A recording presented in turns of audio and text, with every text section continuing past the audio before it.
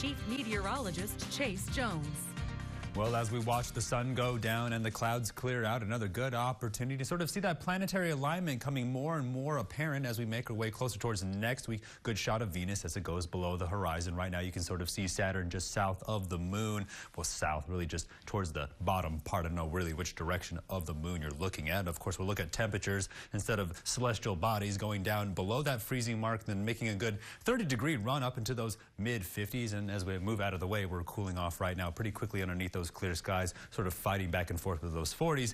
We're going to drop well below that freezing level one more time. So winter's definitely going to stick around for a while that heat tries to fight its way in by this weekend. 39 in San Angelo. Everybody else in a healthy combination of those 30s and those 40s across the entire region. Shades of blue fighting their way in. Sterling City at 40 degrees, while down there in Junction they're at 39 degrees. So we're pretty close across the entire Concho Valley as some of that cloud cover moves out of the way. This is where we want to sort of level out, but we're going to drop about 10 more degrees down into that 30-degree mark before we warm back up. A good run at those 60s. Humidity values are in those 30s, while the dew points are down below those freezing points, while the humidity indices are up near those 60s and those 70s. Some 80s across towards the southwest. We could see another frosty morning. Haven't seen light layers of frost lately, but we'll see how much of this warm instability makes its way in and see if those overnight lows don't push up a little bit warmer before they get a little bit colder. Right now, we really have our eye off the west coast for cutoff lows to make their way in. That's going to push us down about 10 degrees by this weekend, if not 20, and then 40 degrees by Monday, where we could level out in those 30s.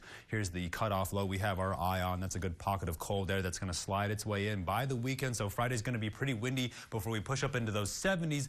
By Saturday, we're sort of down into those 50s. Then by Monday, we have our eye on this next cutoff low that's going to make its way in. That'll drop us another 20 degrees and push us down into those 30s. Overnight lows looking like 16 degrees before we warm back up. Pretty dynamic pattern. There's our pocket of dry air just sort of circulating off the west coast. More dry air making its way in sort of on Nevada and sort of the west coast there. So it's going to add towards those Santa Ana winds.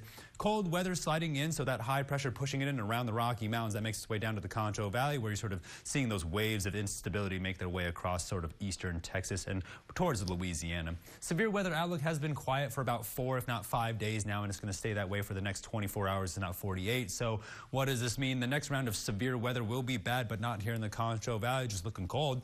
When we look at the future cast, if not the surface right now, that's the cold air sliding in we have our eye on. That's going to push that cloud cover out of the way, but we're going to find ourselves in sort of that morning cloud cover, afternoon clear sort of conditions for the next couple days. It's going to try to rain by Friday. We'll see that cloud cover make its way in by tonight, then push out by tomorrow afternoon. It'll happen again by Thursday, where it'll push in by the morning, then by lunchtime sort of makes its way out. I tell you, the West Texas sun can just burn off some clouds by Friday, by around lunchtime. Finally, a good amount of moisture will make its way in. It's going to look like it's going to try to rain, but I promise you it's just going to be way too windy out there, but it's going to be pretty warm overnight. So tonight, dropping back down below that freezing point, so we're still going to see those clouds build in. It's people, pets, plants, and pipes. Brian's in here to help me with it. Then tomorrow, good run at those 60s. Some quick moving clouds, but winds will be pretty variable. Then we're going to drop back below those freezing points.